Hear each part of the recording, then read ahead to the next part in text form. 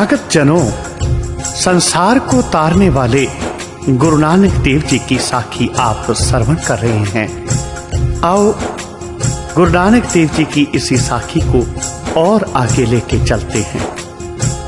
जब श्री गुरु नानक देव जी 22 वर्ष के हुए तब आपके गृह में एक पुत्र उत्पन्न हुआ। उसका नाम श्री चंद रखा गया। जब श्री चंद जी की अवस्था 4.5 वर्ष की हुई तब द्वितीय पुत्र हुआ जिसका नाम लक्ष्मीदास रखा गया। वह माता के गर्भ में था। श्री गुरु नानक देव जी नित्य प्रति एक पहर रात्रि शेष होते उस समय स्नान करने आया करते थे। एक दिन नानक जी ने जब नदी में गोता लगाया तो फिर बाहर नहीं निकले। इस दुखदाई घटना को देखकर कुछ लोग जो निकट ही स्नान कर रहे थे उन्होंने नानक देव जी के डूब जाने की खबर चारों ओर फैला दी।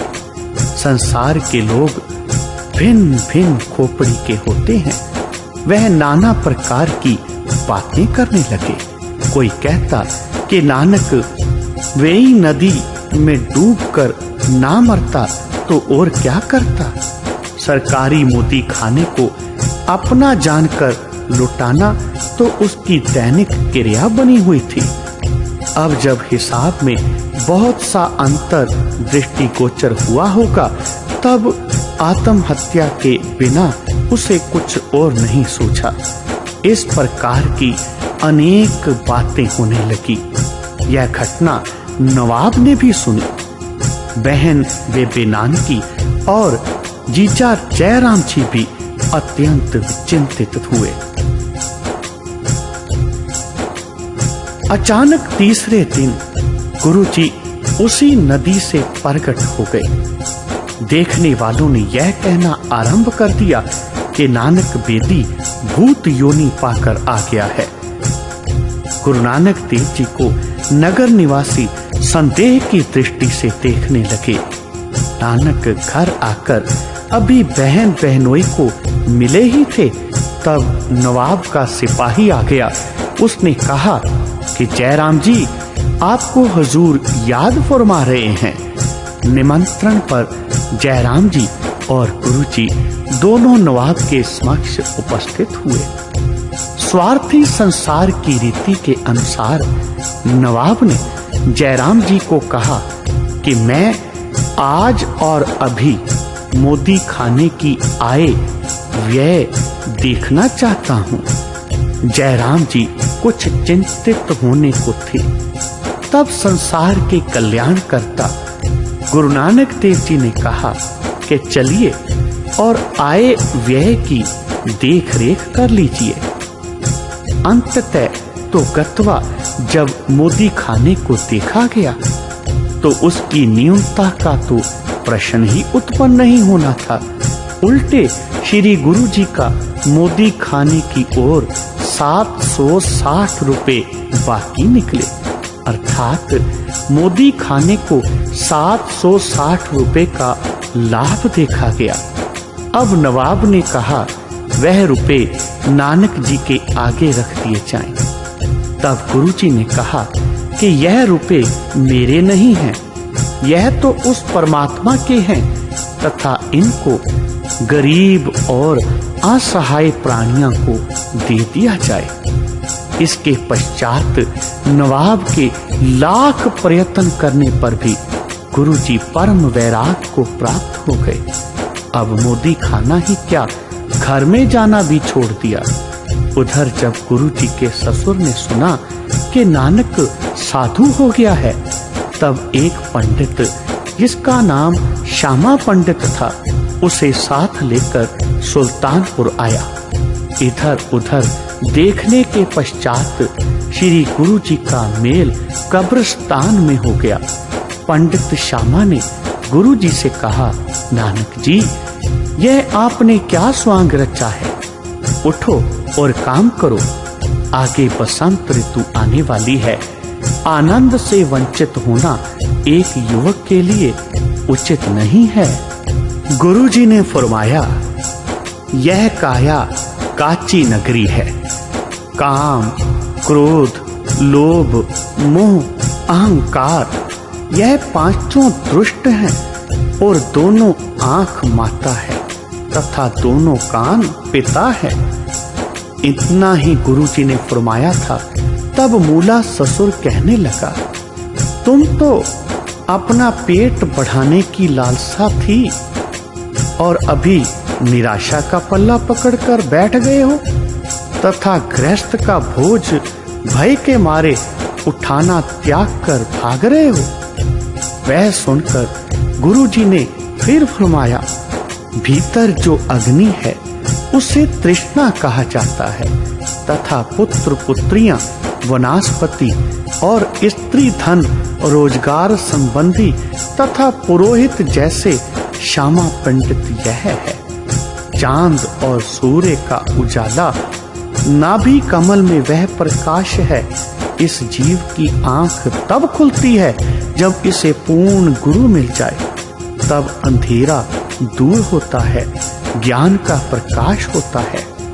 तब श्यामा पंडित कहने लगे कि हे नानक जी, तुम्हें चाहिए कि प्रभु का यश घर में बैठकर करो तथा पुरुषार्थ से गृहस्थ पालन करो।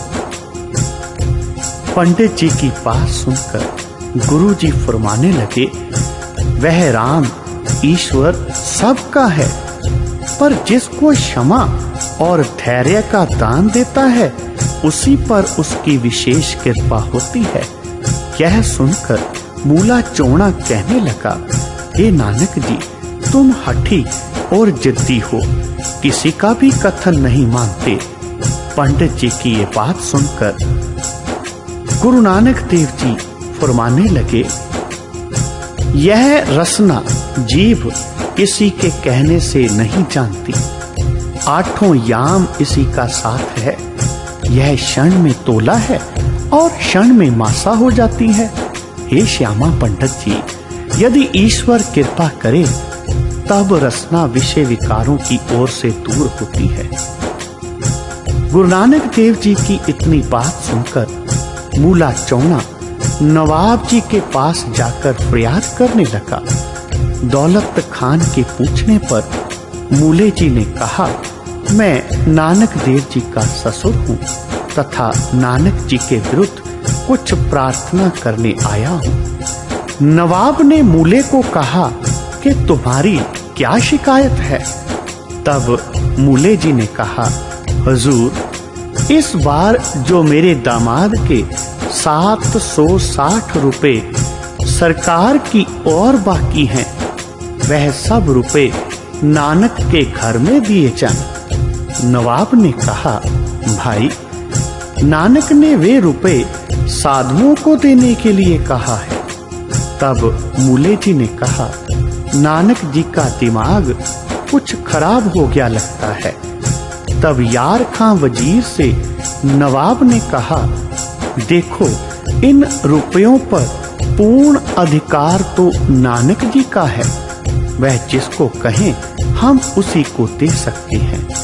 यह कहकर नवाब ने श्री नानक देव जी को बुला लिया।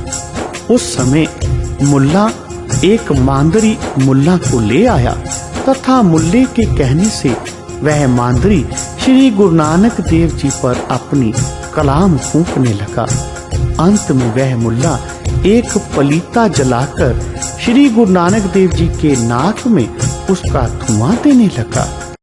तो संसार के स्वामी नानक जी बोले, खेती जिनकी उजड़े खलवाड़े क्या थाओ, नानक त्रिग तिना दा जीवया जिन सच नाला को रंग। यह सुनकर वह मौलाना कहने लगा, तुम कौन हो तथा तुम्हारा नाम क्या है? तब गुरु जी ने फरमाया, कोई आखे पूतना, को कहे बेताला, कोई आखे आदमी, नानक बेचारा, पया दीवाना साह का, नानक बौराना, हाँ हर बिन अवर न जाना। गुरु जी के शब्द सुन मुल्ला जी हैरान हो गए तथा नवाब को आकर कहने लगे, हुजूर, नानक जी का दिमाग बिल्कुल दुरुस्त है। नानक जी मामूली पुरुष नहीं, वह तो कोई ओलिया हैं।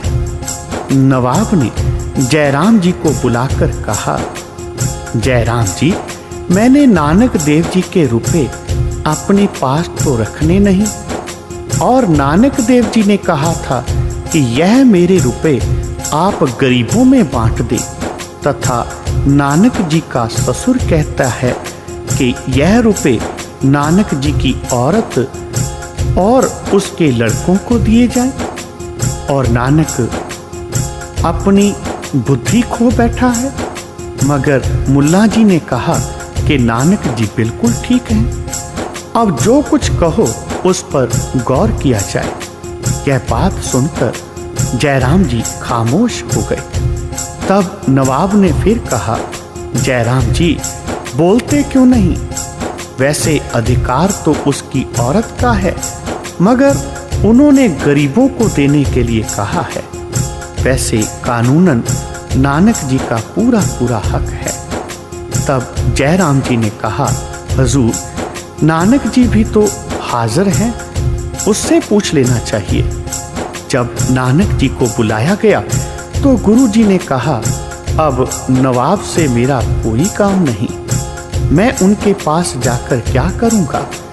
जब नौकर ने आकर कहा कि नानक जी आने को तैयार नहीं, तब नवाब ने हुकूमत के नशे में कहा कि जाओ नानक को गिरफ्तार करके लाओ।